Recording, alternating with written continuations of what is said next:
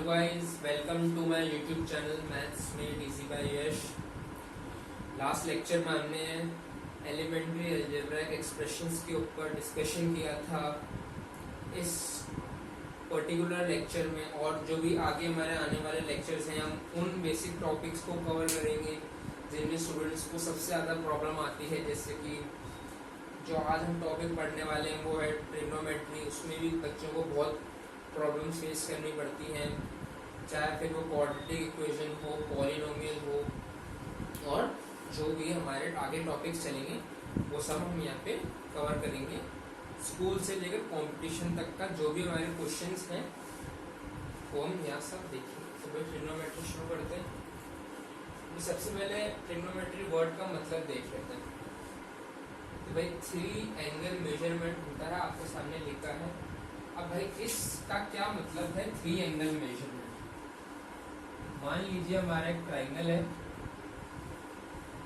जो कि यहाँ इसका नाम मान लो ए बी सी, ये बीच में राइट एंगल ट्राइंगल, ये इसको हमने थीटा एंगल मान लिया, इसको हमने एंगल फाई मान लिया।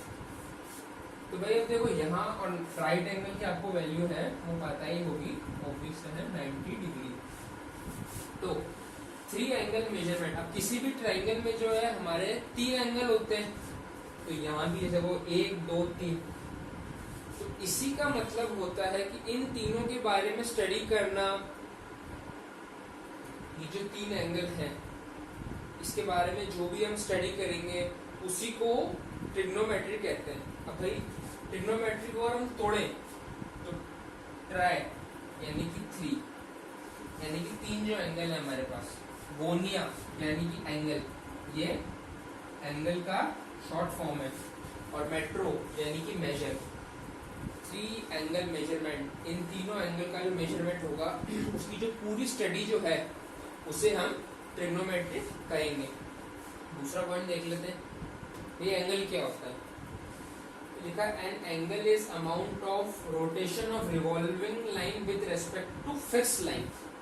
भाई इसका मतलब क्या है कि मान लो इस फिगर में हम देखते हैं कि मान लो हमारे एक फिगर बना हुआ है, यहाँ ये हमारी जो है हम इसको कंसीडर करते हैं हमारी एक फिक्स लाइन है, ये वाली OX। जनरली x मैंने की है x एक्सिस से जो, और ये एरो को मतलब इनफाइनाइटली चल रही है, तो जनरली हम इसको जो है फिक्स लाइन लेते हैं।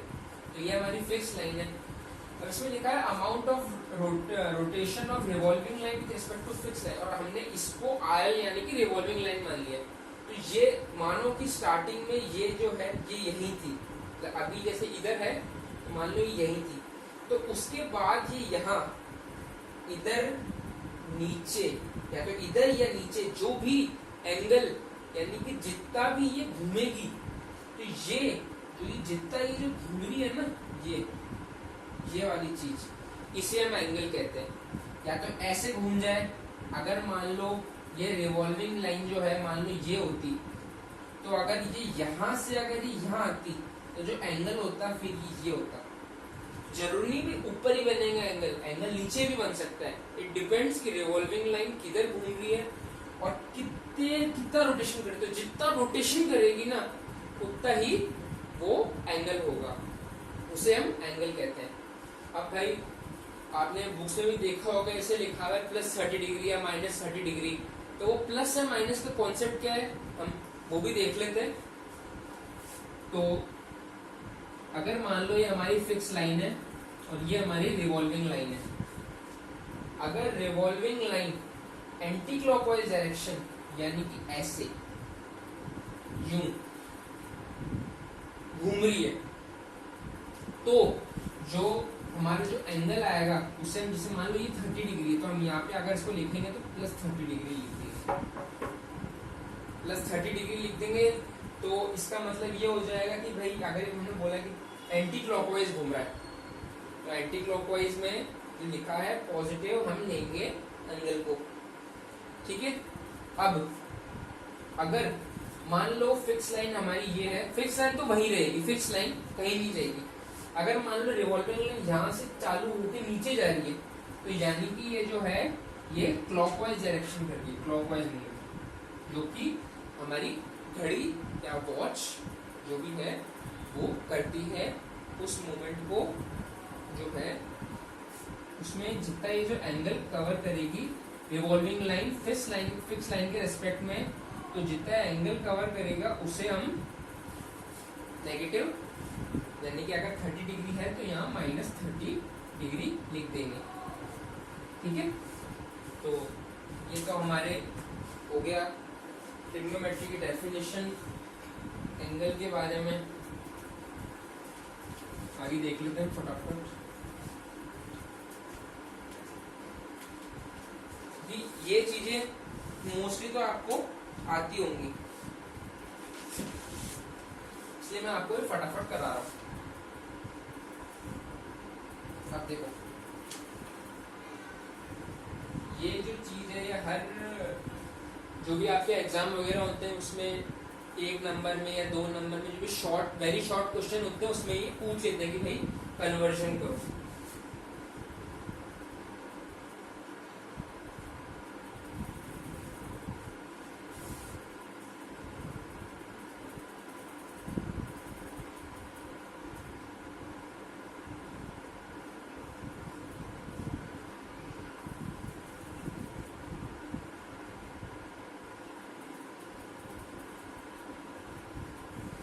क्या लिखा है ये देखो, सीधा सा ये पहले तो डिग्री को हम ऐसे रिप्रेजेंट करेंगे कि जो भी हमारा मैग्नीट्यूड है उसके ऊपर हमको ऐसे सर्किल बना देना, तो उससे डिग्री हो जाएगी 1 डिग्री। भाई क्वेश्चन सीधा साधा ऐसा आता है कि मान लीजिए हमको लिखा है कि भाई कन्वर्ट 25 डिग्री इनटू मिनट्स। अब चूंकि 1 डिग्री में 60 मिनट्स है तो 25 डिग्री में कितने मिनट्स होंगे, जो हमारा यूनिटरी जो मेथड होता है उससे हम देखेंगे भाई 25 डिग्री में होंगे 25 इंटू 60 मिनट का ये रिप्रेजेंटेशन होता है, एक ऊपर एक हल्का सा डैश लगाना, और 1 मिनट में हमारे होते हैं 60 सेकेंड्स, ये तो हम जानते ही हैं, और सेकेंड्स को रिप्रेजेंट करने का तरीका होता है ऊपर डबल डैश लगाना। अब अगर हमको बोल दें कि हमको 1 डिग्री को हमको डायरेक्ट सेकेंड्स में चेंज करना है, तो अब देखो 1 डिग्री में 60 मिनट है और 1 मिनट में 60 सेकंड है, तो हमको पूरा ऐसे घूम के ना जाके सीधा यहाँ से यहाँ जाना है। तो 1 डिग्री 60 मिनट और 1 मिनट 60 सेकंड, तो 1 डिग्री हो जाएगा 360 सेकंड। कैसे कि 60 इंटू 60, तो इससे हमारा क्या टाइम बच जाएगा कि पहले हमको मिनट में बदलना नहीं पड़ेगा। पहले वैसे क्या करते हैं, पहले मिनट में बदलते हैं, फिर मिनट से हम सेकेंड्स में बदलते हैं। इससे हम डायरेक्ट डिग्री से सेकेंड्स में बदल लेंगे। तो अगर हमको डिग्री से सेकंड में पूछा है तो जो हमारी चीज है हम डायरेक्ट उसको 3600 से मल्टीप्लाई कर देंगे। नेक्स्ट,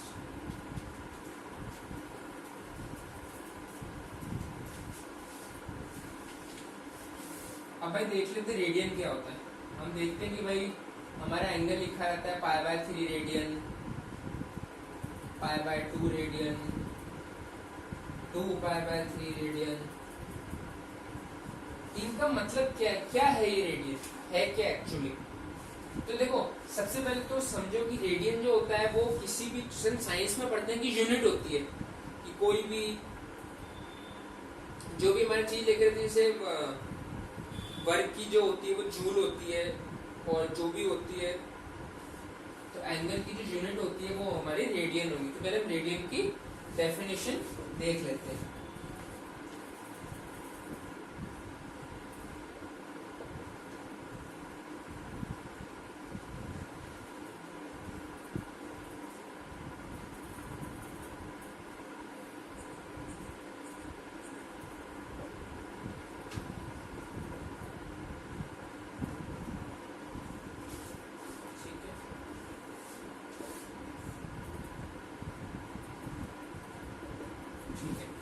अब भाई बोला रेडियन, तो 1 radian is major of central angle. Central angle का मतलब क्या है कि भाई वो एंगल, जैसे यहाँ हमारा जो सेंट्रल एंगल है θ1 है, थीटा बोल लो कोई दिक्कत नहीं है। तो सेंट्रल एंगल की जो हमारा एंगल, जो ये जो आर्क है, कोई भी आर्क जो हमारा सेंटर पे बना रही है, वो जो एंगल होगा, अब जैसे कि जरूरी नहीं यही आर्क हो, आर्क कोई भी हो सकता है, जैसे मान लो जे है, तो हर आर्क का एक कुछ हर अगर हमारा एक आर्क है तो उसका कुछ ना कुछ एक सेंट्रल एंगल होगा। तो इसमें अगर ये आर्क है तो उसका सेंट्रल एंगल होगा, जैसे मान लो उसको हम फाई से रिप्रेजेंट कर देते हैं। ठीक है, तो आपको सेंट्रल एंगल का मेन मतलब समझ में आ गया कि कोई भी आर्क जो सेंटर पे जो एंगल बनाएगा उसे हम सेंट्रल एंगल बोलेंगे। मान लीजिए इस सर्किल में जो रेडियस है वो है आर, बीच में बोला 1 radian is a measure of central angle of arc length equals to radius of circle. अब आर्क लेंथ क्या है? आर्क लेंथ हमारी ये है। अब हमने बोला है कि arc length equals to radius of the circle, मान लो इसको P बोल देते हैं, तो यहाँ P बराबर R। इसका मतलब ये है कि arc length equals to radius of circle. तो ये अगर आर्क लेंथ बराबर रेडियस ऑफ सर्किल है तो ये जो आर्क है ये वाला, ये सेंटर पे जितना एंगल सबटेंड करेगा उतना एंगल का जो मेजरमेंट है उसे हम रेडियन 1 रेडियन कहेंगे। ठीक है, नेक्स्ट देख लेते हैं।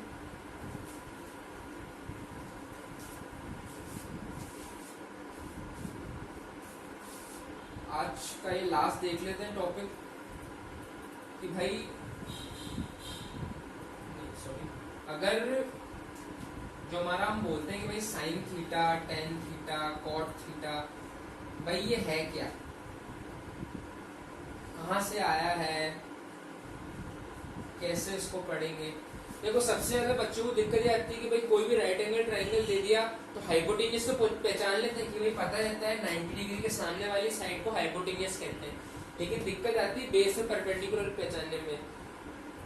12th तक बच्चों को ये निकाल नहीं पाते हैं। तो देखो बहुत सीधा सा फंडा है, 90 डिग्री के जो हमको अलावा जो दूसरा एंगल दे रखा है, जैसे मान लो यहाँ थीटा दे रखा है, तो उस एंगल की जो सटी हुई साइड है यानी कि बिल्कुल एडजेसेंट साइड, तो वो होगी बेस, और उस एंगल के जो सामने वाली जस्ट अपोजिट साइड है वो होगी परपेंडिकुलर। अब एक्चुअली क्या बुक में यही चीज दी रहती है और बच्चे इसी को रट लेते हैं। कोई दूसरा सा हल्का सा घुमा के कुछ पूछ लेता है तो फिर उनसे जवाब नहीं आता। जैसे मान लो कि मैं अगर आपको बोल दूं ये ट्राइंगल है, यहाँ राइट एंगल है, और ये जो है हमारा जो थीटा दे रखा है, इसमें बता हुआ है हाइपोटेन्यूस क्या है, बेस क्या है, परपेंडिकुलर क्या है, तो यहाँ तो बोल देंगे भाई देखिए कि भाई इसके सामने जो है हाइपोटेन्यूस है। अब मैंने क्या बोला कि बेस वो होगा जो इस एंगल की सटी हुई साइड होगी। अब भाई कोई बोल सकता है ये भी सटी हुई साइड है, लेकिन हमने पहले बोल दिया कि हाइपोटेन्यूस है, तो बची हुई साइड जो ये सटी हुई, तो ये इस ट्रायंगल के लिए बेस होगी, और जो बची हुई साइड है जो इसके जस्ट अपोजिट है वो परपेंडिकुलर होगी। इसका ये क्या बोलते हैं, इसको हम इससे डिनोट करते हैं परपेंडिकुलर पे। ठीक है, तो ये हमको पता पड़ गया कि भाई परपेंडिकुलर, बेस और हाइपोटेन्यूस को कैसे रिप्रेजेंट करेंगे।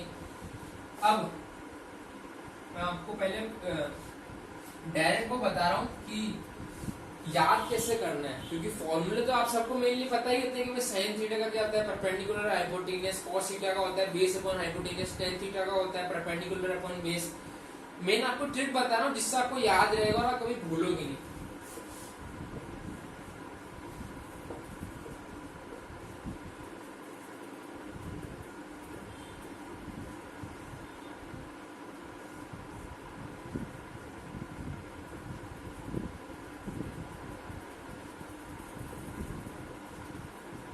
पंडित बद्री प्रसाद हर हर बोले, क्या बोले हमको उससे मतलब नहीं है। अब देखो मतलब क्या है, पंडित का पी, बद्री का बी, प्रसाद का पी, हर का एच, हर का एच और पी। ये जो मैंने लिखा है इसको, ये जो है ये जो फनी लाइन है ये बस खाली याद करने के लिए, एग्जाम में मत लिख के आ जाना। पंडित बद्री प्रसाद हर हर बोले यानी कि साइन थीटा का फॉर्मूला होता है भाई परपेंडिकुलर अपॉन हाइपोटेन्यूस, तो परपेंडिकुलर अपॉन हाइपोटेन्यूस। फिर कॉस थीटा का यहाँ से आएगा base upon hypotenuse, tan theta का आएगा परपेंडिकुलर अपॉन बेस, यानी कि ऐसा को ऑर्डर में याद करना, साइन कॉस टेन, तो P upon H, B upon H और P upon B. Sine theta बराबर परपेंडिकुलर अपॉन हाइपोटेन्यूस यानी कि perpendicular upon hypotenuse, cos theta हो जाएगा हमारे पास बेस अपॉन हाइपोटेन्यूस, और टेन थीटा जो हो जाएगा हमारा परपेंडिकुलर अपॉन बेस। ठीक है, और जो बचे हुए हमारे होते हैं कोसेक थीटा, कोसेक थीटा को हम जानते हैं 1 अपॉन साइन थीटा होता है, तो हम 1 अपॉन साइन थीटा लिखेंगे तो तो साइन थीटा क्या है, परपेंडिकुलर और हाइपोटेन्यूज, तो जस्ट उल्टा कर देंगे, रेसिप्रोकल कर देंगे तो हाइपोटेन्यूज अपन परपेंडिकुलर हो जाएगा। सेक थीटा यानी कि 1/cos थीटा हो जाएगा हाइपोटेन्यूज अपॉन बेस, और कॉट थीटा यानी कि 1/tan थीटा, उसको हम उल्टा कर देंगे तो बेस अपॉन परपेंडिकुलर। तो ये हमारी आगे वैल्यू। तो मैंने अभी आपको इसमें दो चीजें बताई कि किसी भी राइट एंगल ट्राइंगल में परपेंडिकुलर बेस और हाइपोटेन्यूज कैसे पहचानना है, और साइन थीटा और जो 6 जो हमारी ट्रिग्नोमेट्रिक रेशियो होती है उनकी वैल्यू कैसे याद करनी है डायरेक्ट। एक बस लास्ट और चीज एक देख लेते हैं कि भाई मान लो अगर हमारे बेस की वैल्यू x है, परपेंडिकुलर की वैल्यू y और हाइपोटेन्यूज की z है, तो हमने पाइथागोरस थ्योरम से पढ़ा है कि भाई हाइपोटेन्यूज का स्क्वायर बराबर परपेंडिकुलर का स्क्वायर प्लस बेस का स्क्वायर। परपेंडिकुलर की वैल्यू हमने यहाँ बोली y, इसकी बोली हमने यहाँ x, ठीक है। इसको यहाँ भी हाइपोटेन्यूज का स्क्वायर ही चलने दो, तो हाइपोटेन्यूज की वैल्यू यहाँ से क्या आएगी, under root x square plus y square. Hypotenuse की हमने वैल्यू बोली r, तो r बराबर x square plus y square. इसका मतलब क्या हुआ कि इस ट्राइंगल में अगर हमको कोई भी दो साइड गिवन है तो हम तीसरी निकाल सकते हैं। दो गिवन होगी तो ही तीसरी निकलेगी। अगर एक गिवन है तो मतलब क्वेश्चन गलत है या क्वेश्चन इनकम्प्लीट है। दो गिवन होगी कोई भी, अगर परपेंडिकुलर बेस गिवन है तो हाइपोटेन्यूज आ जाएगी, हाइपोटेन्यूज से बेस गिवन है तो परपेंडिकुलर। जो भी हमको दो गिवन है यहाँ हम उसकी वैल्यू रखेंगे और प्लस माइनस करके जो भी है तीसरी की हम वैल्यू निकाल लेंगे। सो गाइस आज के लेक्चर में हमने बेसिक ट्रिग्नोमेट्री देखी कि भाई क्या है sine theta cos theta trigonometric ratios. अब नेक्स्ट लेक्चर में वो हम टेबल पढ़ेंगे जिसमें कि साइन 60 साइन 0 इन सब की जो वैल्यू होती है, जिससे बच्चों को बहुत हवा लगता है, मतलब बहुत डर लगता है कि कैसे याद करें। वो भी बहुत आसान है, वो भी हम कर लेंगे। उसके बाद धीरे धीरे जो भी हमारे कंपटीशन में हल्के हल्के, ज्यादा ही वो हाई लेवल के नहीं, थोड़े थोड़े क्वेश्चन करेंगे ताकि आपके देखो मेन हमारा ये है कि हमको जो कॉन्सेप्ट है वो कवर करना है, ताकि अगर आपको वो हल्का सा नया क्वेश्चन भी आ जाए ना तो हम उसे अच्छे से कर ले, चाहिए स्कूल लेवल के एग्जाम में या कॉम्पिटिशन लेवल के एग्जाम में। So that's all for today now. अब हम नेक्स्ट लेक्चर में मिलेंगे। Thank you.